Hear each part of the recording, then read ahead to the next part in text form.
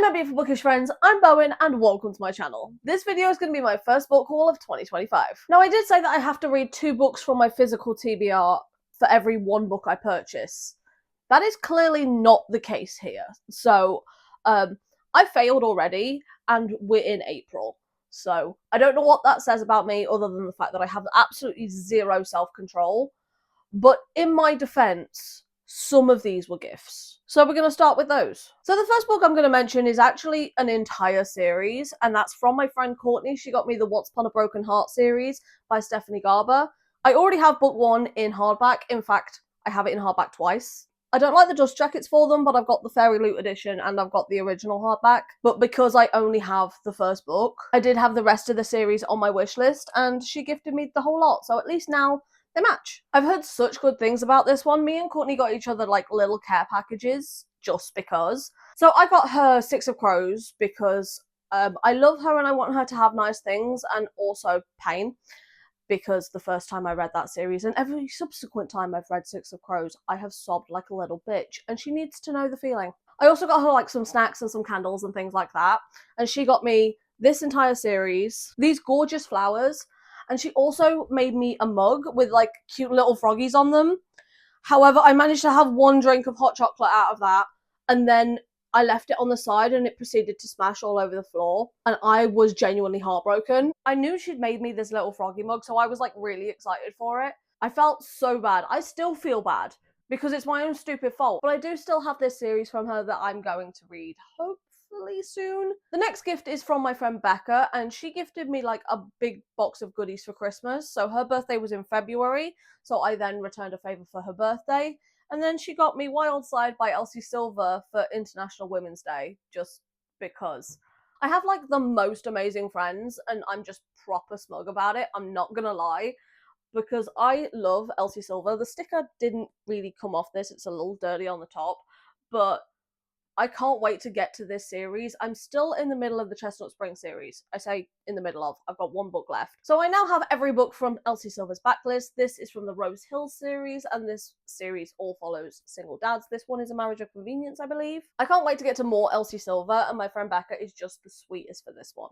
Of the 3 books from this series that are currently out, 2 of them I was gifted, because I was gifted the second book in this series last year from Courtney. I am so spoilt rotten. So they're the books that I was gifted, and Wildside does lead me into the next section, which is books that were released this year that I bought myself. So the first one of those is First Time Caller by B.K. Borison. This is the Works edition, and it's got these fabulous sprayed edges that match the cover.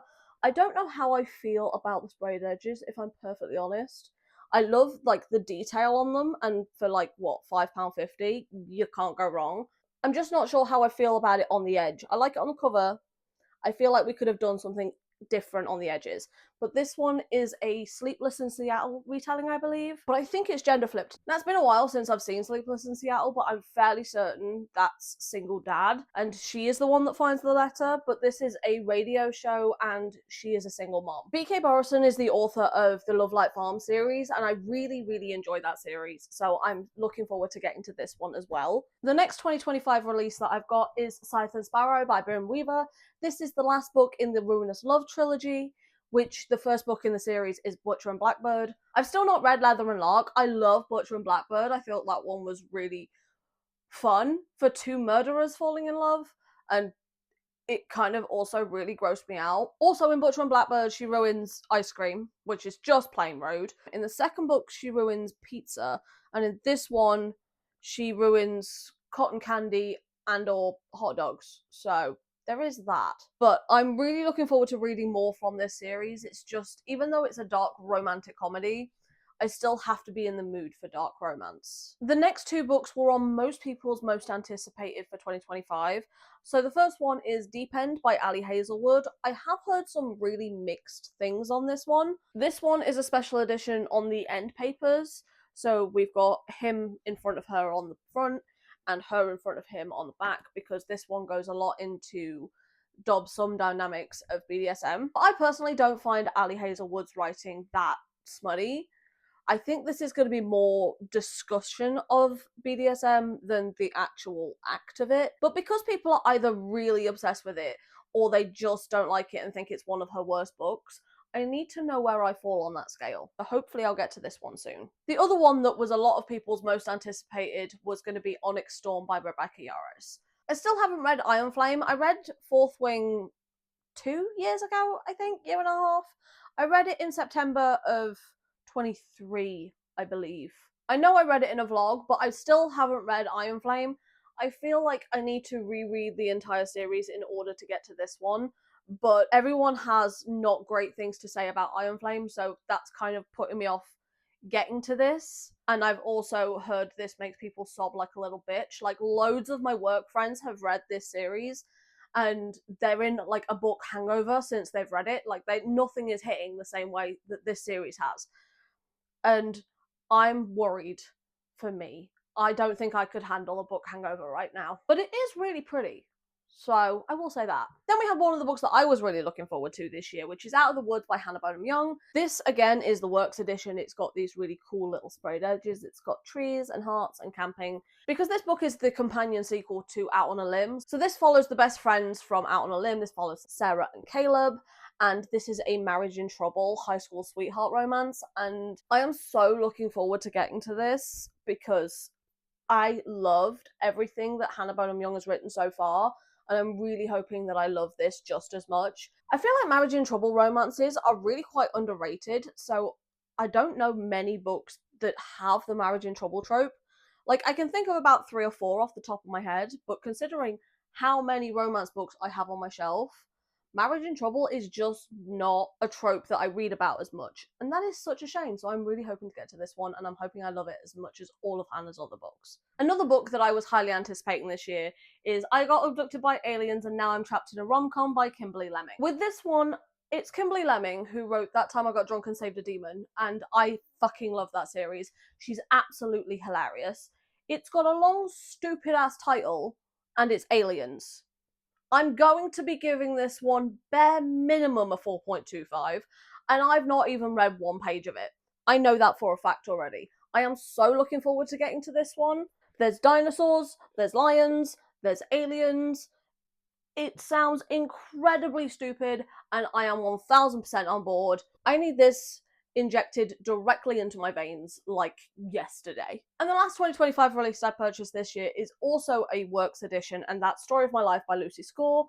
This one has the books going down the spine and these blue sprayed edges. I've not picked up a Lucy Score book in a hot minute, but I love her writing, so that is completely on me for just being an absolute fake fan. But I think this one follows an author that has writer's block, and she goes to this small town in order to get out her story before her publisher kicks her ass or something, I don't know. But it's Lucy Score, so obviously I had to pick it up. Speaking of Lucy Score, these ones I think got re-released this year, but they're not new releases. So her first ever book was No More Secrets. And considering a lot of her books at the minute are like 500 plus pages, this being so short is quite refreshing. I have already read this one, and while I didn't love it as much as her newer stuff, I love seeing like where she started and where she's at now. I do want to pick up the rest of this series. I did put the second book in this series on my 24 and 24, and I still haven't got to it. So hopefully I can get more books from this series and read all of Lucy Score's backlist. I say all. It's a fucking lot. I'm not gonna lie. She has written so many books. But this one was from 2016, I believe. So she's been writing for like nearly 10 years. Speaking of Lucy Score, I also picked up 2 more of her books. So I picked up The Dead Guy Next Door and The Corpse in the Closet. Both of these are Riley Thorne novels, and they follow both Riley and Nick. Nick is an investigator and Riley is a very reluctant psychic. I have read the first one and I really enjoyed it. So I really want to get to book 2 and find out what shenanigans that Riley and Nick get up to in this one. And there's a kitty on it! Nah! It's got a little tuxedo cat. Don't he look so cute? Okay, 4 Lucy Score books was enough. I also picked up another Kimberly Lemming book, and that was Mistletoe. This one is just a very short little Christmassy novella. I read this already, and it's so cute and fun, and it recently got a new cover that matches the redesign of the new covers of the rest of the series. I love her writing, I love this series, I love any of the little crumbs that we get from the other characters. I love that we get more of Alexis, who is the sentient sword, and this one follows the blacksmith's daughter. Literally the first paragraph Alexis is saying, "Oh yeah, hit me harder, daddy." And it's a sword and she's a blacksmith, and that's hilarious. This is just a really short, funny Christmas novella, and I had the best time with this book. So I'm glad I have a copy. Speaking of short Christmas novellas, I also got The Mistletoe Motive by Chloe Leese. I don't know much about this one apart from the main character, I believe, is diabetic and it's set at a bookstore, and I love everything that I've read from Chloe Leese so far, so I'm probably also going to love this one. I can't wait to get to this one around Christmas time. Now I have another book that I think is Christmassy. I don't know, these look like Christmas trees on the cover to me, and that is The Wedding Witch by Erin Sterling. This is the last book in the X-Hex series, and this one follows the last of the brothers, who I may or may not be a little biased towards because his name is Bowen. So he has to be the best main character ever, otherwise I'm going to be very, very upset with him. I've had mixed feelings about the other books in this series before. Like, I didn't like the romance in the first one, but I did like the plot.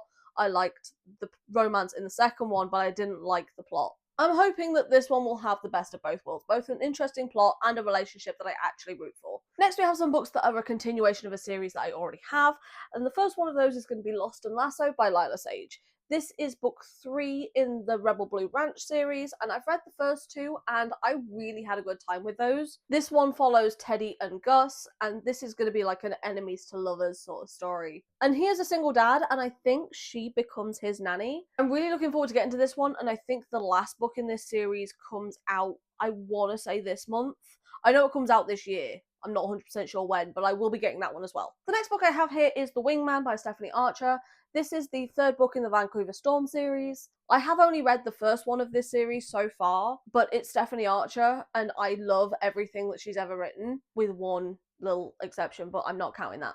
I gave the first book in this series 5 stars, and I'm really hoping that I'm going to love the rest of this series as well. These are all hockey romances, and I think it's a friends to lovers teach me trope. And I don't know why, but there's just something about the teach me trope that just brings me so much fucking joy. Hayden Owens is the hottest defenseman in pro hockey, my confident best friend, and my new dating coach. Hell yeah, I can't wait to get to this one. This is going to be so much fun. This next one I've put in with like the series section, but I'm not 100% sure if that's true. And that's Rise and Divine by Lana Harper. Like, the cover matches the rest of the books that she's written. I think they're all in the same series, but I could be wrong. It doesn't happen often, but it has been known to happen upon occasion. I don't really know much about this one. I have read the first book in this series, and I think I gave it a 3, but I think that's mostly because I was expecting something different. But I do like this cover. It's kind of like dark and moody and witchy, and I think this will be perfect for Halloween. And I have a sneaking suspicion this one might be sapphic as well, and I need more sapphic books in my life. The next book I have here is a book from a series that I own all of, but I've never picked up a single book by this author. Yet this is book 5, and that's The Summer I First Saw You by Elizabeth O'Rourke. I have not read a single book in this series. I don't know what any of them are about, but they're like £2 each. So now I have all of them. So I'm really hoping I like them. And I have heard really good things about some other books by Elizabeth O'Rourke. So I'm hoping that I really like this series when I eventually do get to it someday. Another book where I have all of the series and have never read a single book by this author. This one is book 4, Desire and Denial by Cheyenne Rose. I think this is a dark romance series, despite the really pretty flowery cover. And I think all of the books in this are fake dating or marriage of convenience. I just haven't got around to reading them yet. Because again, dark romance I really just have to be in the mood for. And I've just not been in the mood for it lately. But one day, and for that day, I have the books ready and waiting. The next 2 books, I believe, are standalone romances. So the first one we have is The Slowest Burn by Sarah Chamberlain. This one follows a celebrity chef and a cook ghostwriter. And I feel like this one is going to make me really hungry. Chef and a cookbook ghostwriter, I feel like they're just going to talk about food a lot. If there's not a recipe in the back of this, I'm going to be very upset. What do you mean there's no recipe? You can't be talking about food this much and have there be, like, not one little recipe in there. That's just sad. But hopefully I will really like this book regardless, and I'll just find a recipe online, fuck it. And the last book I have for this book haul is going to be Casket Case by Lauren Evans. I believe she is a casket salesperson, and he works for death. So that sounds cute and I want to say creepy, but it could also just be like darkly wholesome, if that's a thing. I think Darkly Wholesome could 100% be a thing with this. But either way, we're going to give it a shot and see what we think. And they're all the books that I managed to haul so far this year, so if you managed to get this far into the video, then leave me a frog emoji in the comments down below for my friend Courtney. But for now, thank you so much for stopping by. It has been lovely having you here, and I hope to see you in another video coming very soon. Bye.